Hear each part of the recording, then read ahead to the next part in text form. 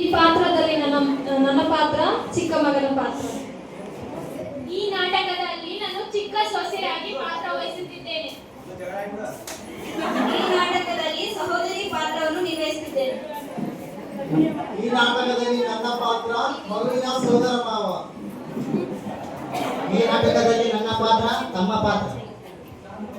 ಈ ನಾಟಕದಲ್ಲಿ ನನ್ನ ಪಾತ್ರ ಪುರೋಹಿತ ಪಾತ್ರ.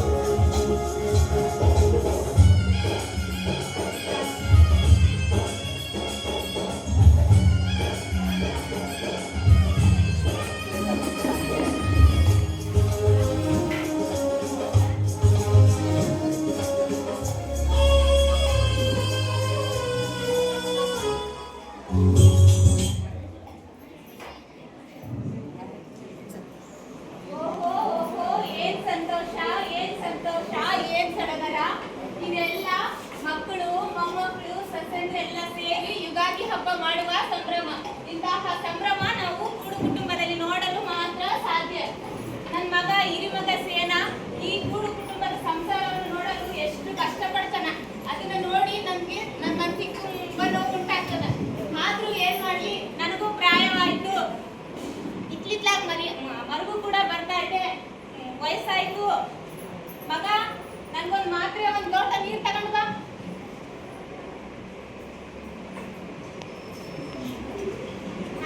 ನೀನೇನೋ ಹೇಳ ಬಂದಲ್ಲ, ಎಂತಲ್ಲದು? ಶಂಕರನ್ ಮಗನ ನಾಮಕರಣಕ್ಕೆ ಶಾಸ್ತ್ರಿಗಳನ್ನ ನೋಡಿ ಅಂತ ಹೇಳಿದ್ನಲ್ಲ, ಏನ್ ಮಾಡಿದ್ರಿ? ನೋಡಾಯ್ತು, ಅವರು ಬರ್ತೀವಿ ಅಂತ ಹೇಳ್ಯಾರ. ಇದೇನು ಬರ್ತಾರೆ ಇವಾಗ?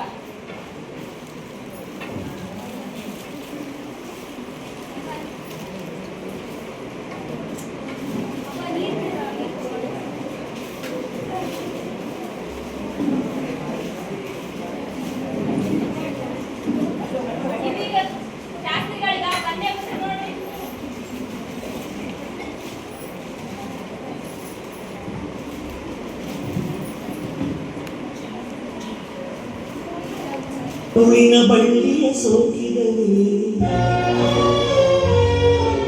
ಕಣ್ಣಲ್ಲಿ ಸ್ವಾತಿನಿ ಮುತ್ತಂತೆ ತಲೆಮಾರುಗಳು ತಲೆಬಾಗಿ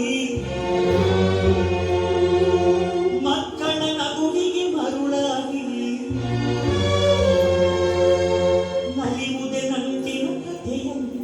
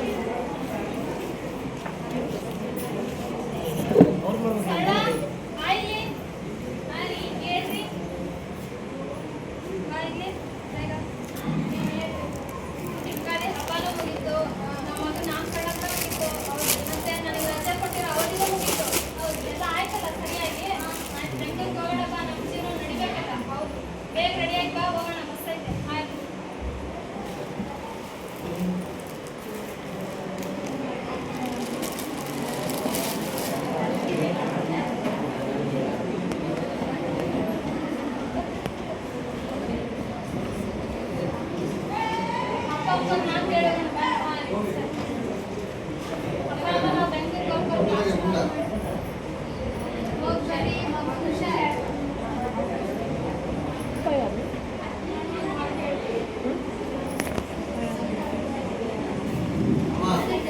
ಕೊರೋನಾ ಅರ್ಥ ಆಗುತ್ತಾ ಮುಂದೆ ಬನ್ನಿ.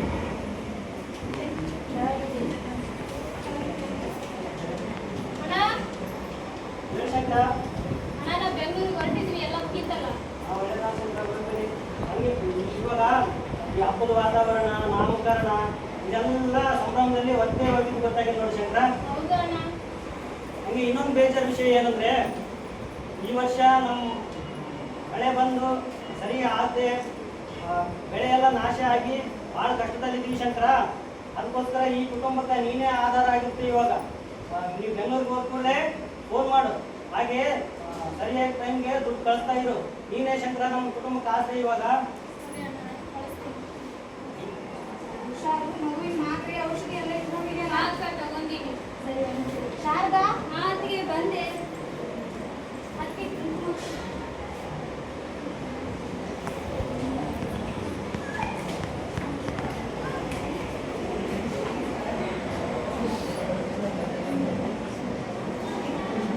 ಸರಿ ಹುಷಾರಾಗಿ ಹೋಗ್ರಿ. ಮಗ ಹುಷಾರು.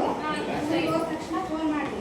ನೋಡಮ್ಮ, ನೀನು ಈ ಮನೆ ಫಿಕ್ಸ್ ಆಸೆ. ನಿನ್ನ ಆದ್ಮೇಲೆ ಶಾರದಾ ಮದುವೆ ಫಿಕ್ಸ್ ಆದ್ರೆ ನೀನು ಒಂದು ವಾರ ಮುಂಚೆನೆ ಬರ್ಬೇಕು. ಸರಿ ಸರಿ, ಹುಷಾರಾಗಿ ಹೋಗ್ಬೇಕು. ಶಂಕರ, ಹುಷಾರಾಗಿ ಹೋಗ್ಬೇಡಿ. ಹುಷಾರು ಶಂಕರ. ಅತ್ತಿಗೆ ಎಲ್ಲ ಹೋಗ್ಬೇಡಿ.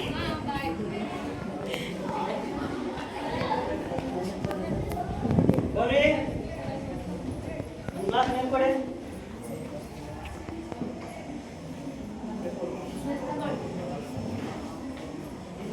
ಇನ್ನು ಸ್ವಲ್ಪ ಬರ್ಬೇಕಾ? ಸಾಕು ಸಾಕು ಗೌರಿ. ಗೌರಿ, ನಿನ್ನಂತ ಹೆಣ್ಣನ್ನು ಪಡೆಯಕ್ಕೆ ನಾ ಭಾಳ ಅದೃಷ್ಟ ಮಾಡಿದ್ದೆ ಗೌರಿ. ಅಯ್ಯೋ, ಆ ಮಾತೆಲ್ಲ ಹೀಗಾದ್ರೆ ಹಾಗೆಲ್ಲ ಗೌರಿ, ಈ ಕೂಡು ಕುಟುಂಬದಲ್ಲಿ ಎಷ್ಟು ಕಷ್ಟಗಳು ನೋವುಗಳು ಬಂದ್ರು ನಗ್ನಗ್ತಾ ಇರ್ತೀಯಲ್ಲ ಗೌರಿ ನೀನು. ಅಯ್ಯೋ, ಅದಕ್ಕೆಲ್ಲ ಯಾಕೆ ಮಾತಾಡ್ತೀರಾ? ನಾನು ಶ್ರೀಮಂತ ಕುಟುಂಬದಿಂದನೇ ಬಂದಿರ್ಬೋದು, ಆದ್ರೆ ನನ್ನ ತವ್ರ ಮನೇಲಿ ಕೇವಲ ಶ್ರೀಮಂತಿಕೆ ಮಾತ್ರ ಇತ್ತು. ಆದ್ರೆ ಈ ದೊಡ್ಡ ಕೂಡು ಕುಟುಂಬ ಸೊಸೆಯಾಗಿ ಬಂದ್ಮೇಲೆನೆ ನನಗೆ ನಿಜವಾದ ಪ್ರೀತಿ ವಾತ್ಸಲ್ಯ ಎಲ್ಲ ಗೊತ್ತಾಗಿದ್ದು. ಇಷ್ಟು ದೊಡ್ಡ ಕುಟುಂಬದ ಪ್ರೀತಿ ಪಡೆದಿದ್ದೀನಲ್ಲ, ಇದಕ್ಕಿಂತ ನನಗೆ ಇನ್ನೇನ್ ಬೇಕು? ಅದೇನೋ ಸರಿ, ಇವಾಗ ಶಾರದಾಗ ಒಂದು ಮದುವೆ ಅಂತ ಆದ್ರೆ ನಮ್ಮ ತಲೆ ಬಿಸೆಲ್ಲ ಹೋಗುತ್ತೆ ಗೌರಿ. ಯಾರೋ ಭಟ್ರಿಗೆ ಅವ್ಳು ಜಾತಕ ತೋರಿಸ್ತೀನಿ ಅಂತ ಹೇಳಿದ್ರಲ್ಲ, ಏನಾಯ್ತು? ಎರಡು ಕಡೆ ಜಾತಕ ತೋರಿಸಿದ್ದೆ ಗೌರಿ, ಅವ್ರು ಬಂದು ಹೇಳ್ತೀನಿ ಅಂತ ಹೇಳಿದ್ರು, ಇನ್ನೂ ಬಂದಿಲ್ಲ ಗೌರಿ ಅವರು. ಇರ್ಲಿ ಬಿಡಿ, ಅದ್ರ ಬಗ್ಗೆ ಯಾಕೆ ತಲೆ ಬಿಸಿ ಮಾಡ್ಕೊತೀರಾ? ಒಂದು ಹೆಣ್ಣು ಅಂತ ಇದ್ಮೇಲೆ ಅವಳಿಗೆ ಒಂದು ಗಂಡು ಅಂತ ಇದ್ದೇ ಇರುತ್ತಲ್ಲ, ಅವಳಿಗೂ ಒಳ್ಳೆ ಗಂಡು ಸಿಗುತ್ತೆ. ಹಂಗಲ್ಲ ಗೌರಿ, ನೀ ಹಿಂಗೆ ಹೇಳ್ತಿ ಅಂತೇಳಿ ನಾನು ಸುಮ್ಮನೆ ಕೂತ್ಕೊಂಡಿದ್ದೀನ. ನಾನು ಕೋಡಿ ಸತೀಶ್ ಭಟ್ರ ಹತ್ರ ಒಳ್ಳೆ ಜಾತಕನ ಓದಿಸಿದ್ದೀನಿ. ಅವರು 3 ತಿಂಗಳು ಬಿಟ್ಟು ಒಳ್ಳೆ ಗುರುಬಲ ಇದೆ ಅಂತ ಹೇಳಿದ್ದಾರೆ.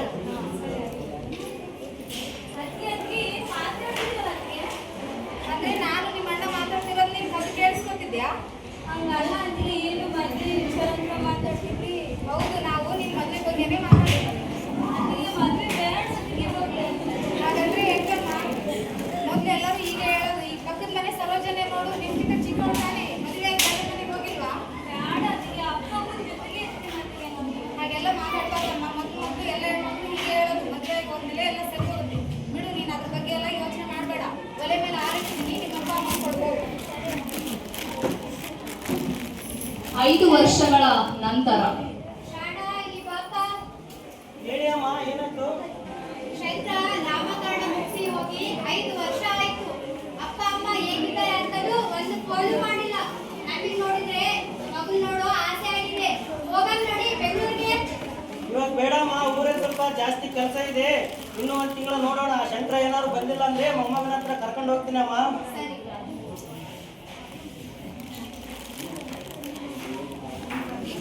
ಏನಿದು, ನಿಮ್ಮ ತಮ್ಮ ಊರಿಗೆ ಹೋಗಿ 5 ವರ್ಷ ಆಯ್ತು. ಇಷ್ಟು ದಿನ ಆದ್ರೂ ಒಂದ್ಸತಿನೂ ಫೋನ್ ಮಾಡಿಲ್ಲ.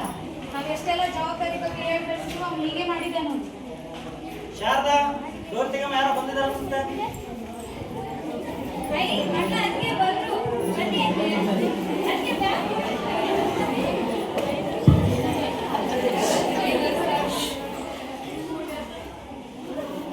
ಚೆನ್ನಾಗಿದ್ದೀರಾ?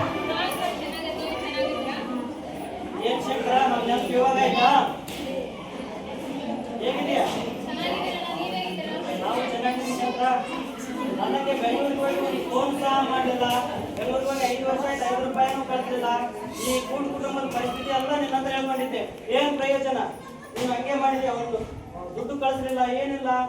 ಅಪ್ಪ ಅಮ್ಮನ ಹಾಸ್ಪಿಟ್ಲಿಗೆ ಸೇರಿಸಿದ್ರೆ ಔಷಧಿ ಖರ್ಚಿಗೆ ಅಂತ ದುಡ್ಡು ಇಲ್ಲ. ವಾರದಲ್ಲಿ 2 ದಿನ ಕೆಲಸಕ್ಕೆ ಹೋದ್ರೆ ಕೂಡು ಕುಟುಂಬನ ಸಾಕೋದಕ್ಕೆ ಆಗ್ತಾ ಇಲ್ಲ.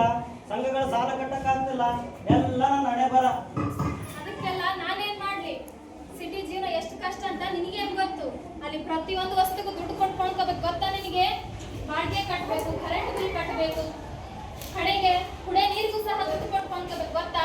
ಆದ್ರೆ ನೀನ್ ನೋಡಿದ್ರೆ ಬರೀ ದುಡ್ಡು ದುಡ್ಡು ಅಂತ. ನಾನೇನ್ ಬೆಂಗಳೂರಲ್ಲಿ ದುಡ್ಡಿನ ಗಿಡ ನೆಟ್ಟಿನ ತಂದು ಕೊಡಕ್ಕೆ ನಿಮ್ಗೆ? ಶಂಕರ, ಏನ್ ಮಾತಾಡ್ತಿದ್ಯಾ? ನಿಮ್ಮ ಅಣ್ಣನ ಹತ್ರ ಈ ತರ ಮಾತಾಡೋದು? ನೀನ್ ಊರಿಗೆ ಹೋಗ್ಬೇಕಿದ್ರೆ ಎಲ್ಲ ಕಷ್ಟಗಳ ಬಗ್ಗೆ ಎಲ್ಲ ಹೇಳಿದ್ದಲ್ಲ. ಮನೆಯಲ್ಲಿ ವಯಸ್ಸಾಗಿರೋ ಅಪ್ಪ ಅಮ್ಮ ಇದ್ದಾರೆ, ಹುಷಾರಿಲ್ದಿರೋ ತಮ್ಮ ಇದ್ದಾನೆ, ತಂಗಿ ಮದುವೆ ಬಗ್ಗೆ ಮಾತುಕತೆ ನಡೀತಾ ಇದೆ. ನೀನ್ ಈ ರೀತಿ ಮಾತಾಡೋದು ಸರಿಯಲ್ಲ. ಕಂಡ್ಬಿಟ್ಲು ಬಾರಿ ಹೇಳಕ್ಕ ನೋಡ್ರಿ ಯಾವ ತರ ಮಾತಾಡ್ತಾ ಇದ್ದಾರೆ. ಆ ಮುದಿ ಗುಬ್ಬಿಗಳನ್ನು ನೋಡ್ಕೋಬೇಕಂತ ಹಂಗೆ ಆ ಮುದ್ದಿನ ತಂಗಿ ಹೇಳ್ತಾಳಲ್ಲ ನಿಮ್ ತಂಗಿ, ಆ ಮುದ್ದಿನ ತಂಗಿ ಮದುವೆ ಮಾಡಕ ನೀನ್ ದುಡ್ದು ಗಂಟು ಇಟ್ಟಿದೆ ಅಂತ ಹೇಳಕ್ಕ ನಿಮ್ಮ ಅತ್ತಿಗೆ ಅಣ್ಣ. ಸರಳ ಹೆಣ್ಣು ಸಂಸಾರದ ಕಳ್ಳು ಅಂತಾರೆ. ನೀನು ಒಂದು ಹೆಣ್ಣಾಗಿ ಈ ತರ ಮಾತಾಡಬಾರ್ದು. ಅದರಲ್ಲೂ ಇಷ್ಟು ದೊಡ್ಡ ಕೂಡು ಕುಟುಂಬದ ಸೊಸೆಯಾಗಿ ನೀನು ಈ ರೀತಿ ಮಾತಾಡಲೇಬಾರ್ದು. ಆಯ್ತು ಹೇಳ್ತಂತಾಗ ಸರಿ ಸರಿ ಬಿಡಿ. ನನ್ನ ಅಪ್ಪ ಕರ್ಕೊಂಡು ಬೆಂಗಳೂರಿಗೆ ಹೋಗ್ತೀನಿ. ನಾನು ಬೆಂಗಳೂರಿಗೆ ಬರ್ತೀನಣ್ಣ. ಅಲ್ಲಿ ನಾವು ಜೀವನ ಮಾಡೋದೇ ಕಷ್ಟ, ಮತ್ತೆ ಇನ್ನೊಬ್ಳು ಬಂದು ಮೂಲ ಆಗ್ತೀಯ? ನಡಿ ನಡಿ. ಇವಳೊಬ್ಳು ಬಂದ್ಬಿಟ್ಟು ನಾನ್ ಬರ್ತೀನಿ ನಮ್ಗೆ ಆಗ್ಯದ, ಇವಳೊಬ್ಳು ಬರ್ತಾಳ ಅಂತ. ಅಷ್ಟಕ್ಕೆ ನಾನೇನು ಅಪ್ಪ ಅಮ್ಮನ ಮನೇಲಿ ಇಟ್ಕೊಳ್ತೀನಂತ ಮಾಡಿದ ನೀವು? ಅಪ್ಪ ಅವ್ನ ಎಲ್ಲಿ ಇರ್ತೀಯಣ್ಣ? ಬೆಂಗಳೂರಲ್ಲಿ ಬೇಕಾದಷ್ಟು ವೃದ್ಧಾಶ್ರಮಗಳದಾವ. ಅಂದ್ರೆ ಅಪ್ಪ ಅವ್ನ ಎಲ್ಲಿ ಇರ್ಸ್ಬೇಕಂತ ಮಾಡಿ? ವೃದ್ಧಾಶ್ರಮಕ್ಕೆ ಸೇರಿಸ್ತೀನಿ, ಹೋಗಿ. ಅಪ್ಪ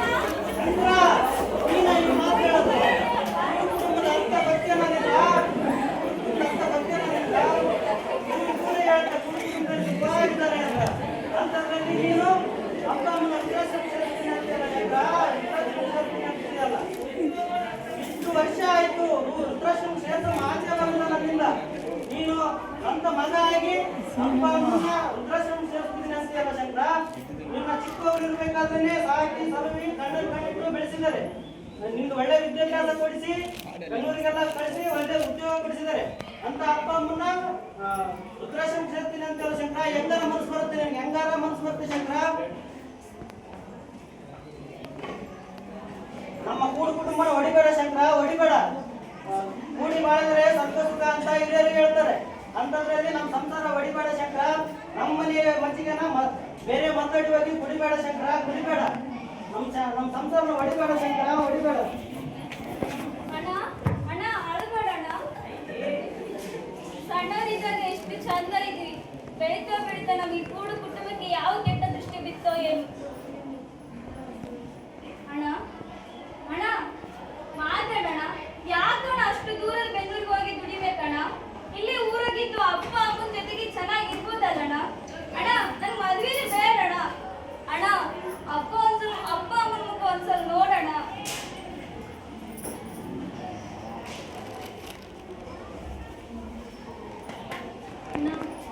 ಹೇಳು ಶಂಕರ, ಹೇಳು ಶಂಕರ. ಇಲ್ಲಿ ಇವಾಗ ಆಗೋಯ್ತಲ್ಲ, ಹೇಳು ಶಂಕರ.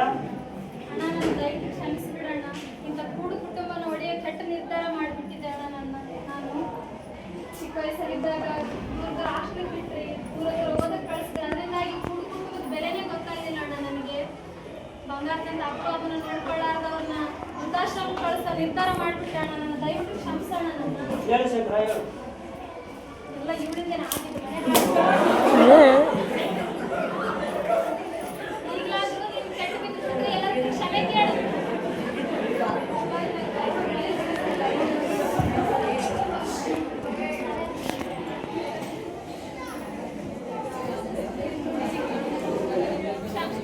ಕ್ಷಮಿಸಿ ಅದಕ್ಕೆ. ಇಲ್ಲಿ ಬಿಡು ಶಂಕರ, ಈಗಾದ್ರೂ ನೀವು ಬದಲಾಗಲ್ಲ. ಇವತ್ತಾದ್ರೂ ನಾವೆಲ್ಲರೂ ಕೂಡಿ ಸಂತೋಷ ನಿಮ್ಮ ಅಪ್ಪ ಅಮ್ಮನ ಹತ್ರ ಕ್ಷಮೆ ಕೇಳು.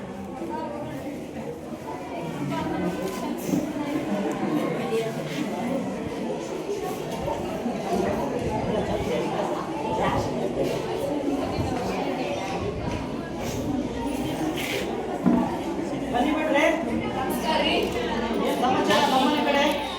ಅದೇ ನಿಮ್ಮ ಮಕ್ಕಳಿಗೆ ಒಂದು ಒಳ್ಳೆಯ ವರ ನೋಡು ಅಂತ ಹೇಳಿದ್ರಲ್ರಿ, ಆ ವರನು ನೋಡಿದ್ದಾಯ್ತು. ಈಗ ಒಳ್ಳೆ ಜಾತಕವನ್ನ ತಂದಿದ್ದೀನಿ.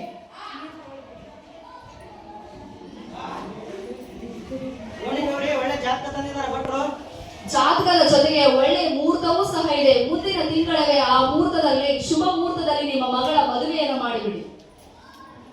ಅಪ್ಪ, ಈಗಾದ್ರೂ ನಮ್ಮ ಕೂಡು ಕುಟುಂಬದ ಮೇಲೆ ಆ ದೇವರಿಗೆ ಕರುಣೆ ಬಂತಲ್ಲ, ಇನ್ನಾದ್ರೂ ನಮ್ಮ ಶಾರದಂಗೆ ಒಳ್ಳೆ ಹುಡುಗ ಸಿಕ್ಕಿನಲ್ಲ, ಅಷ್ಟೇ ಸಾಕು. ಇನ್ಮೇಲೆ ಎಲ್ಲರೂ ಸಂತೋಷವಾಗಿರೋಣ. ಮದುವೆ ಮಾಡಿ ಸಂಭ್ರಮ ಮಾಡಿ, ನಿಮಗೆ ದೇವರು ಒಳ್ಳೆಯದು ಮಾಡಲಿ.